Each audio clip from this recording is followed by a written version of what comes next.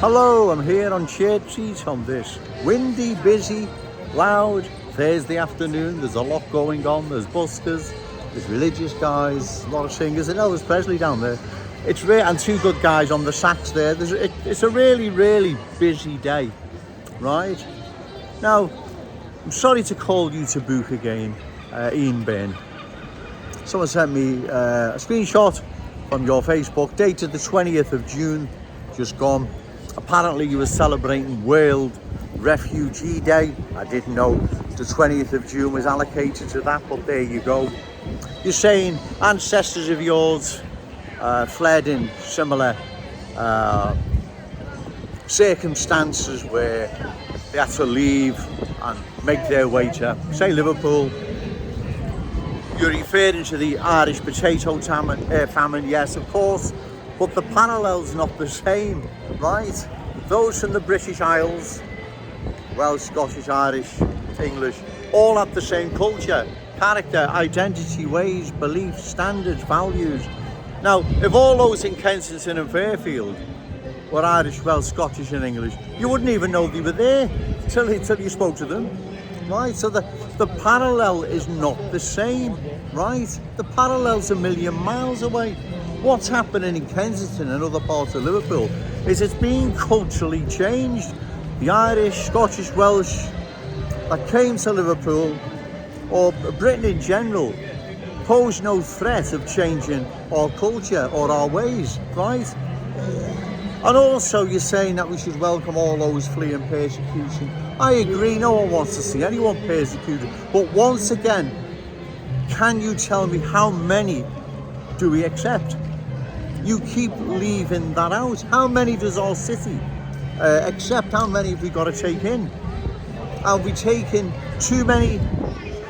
Then our culture, our character, our identity, all our Scouse ways change and go. The Irish, Scottish, Welsh pose no threat to that, and you must know that. You can't be that naive, surely. I know you're not the brightest bulb in the house, but you can't be that naive, surely to God, right? Those that fled Ireland, right, in the 19th century, namely the Potato Famine, they fitted in, like the Irish navvies in Kilburn that were builders and what, they fitted in, right? What you're saying is ridiculous. It's just nonsense. It just doesn't add up, and you know that. You can't be that naive, right? Those that are coming here, especially into our glorious city, they are changing it culturally, right? They're going to change our Scouse culture, character, identity, ways, beliefs, or standards. When one walks around Kensington and Fairfield, one doesn't say, look at all them Irish, Scotch and Welsh.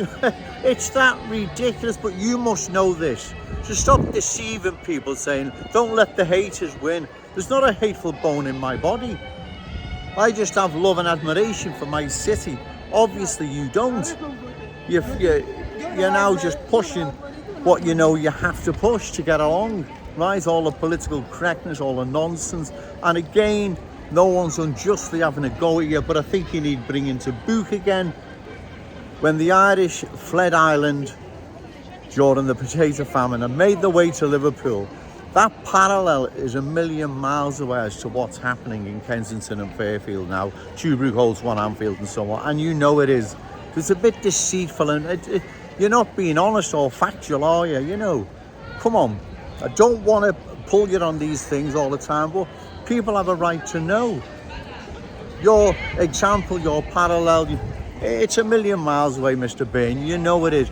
And on a final note, right, I ask again, how many then refugees do we take? How many do we accept in our city? 1,000? 10,000? What? Because theoretically there's billions that could make their way to this country, right? So how many of those billions do we allow in? What? And no one seems to want to answer this, phony question I put to them. How many do we let in? That's all I want to know, right? Just can you post on your Facebook, Twitter, wherever? Right, opinion on this is that we should have another 10,000 more and no more. Let's close the door. You're not going to, right? Because you know you can't, right? So don't be posting silly nonsense comparing the potato famine to what we see now happening in our city. It's dishonest and it's not factual. It's wrong because, as I said, the people in the British Isles all have the same culture, ways, values. The ones coming into Kensington and Fairfield are changing it. They don't want to assimilate. They want to dominate. So, once again, Ian Byrne, I asked for the 10th time or whatever it is, how many refugees then should our city take in? Is there a limit or is it unlimited? Okay, thank you.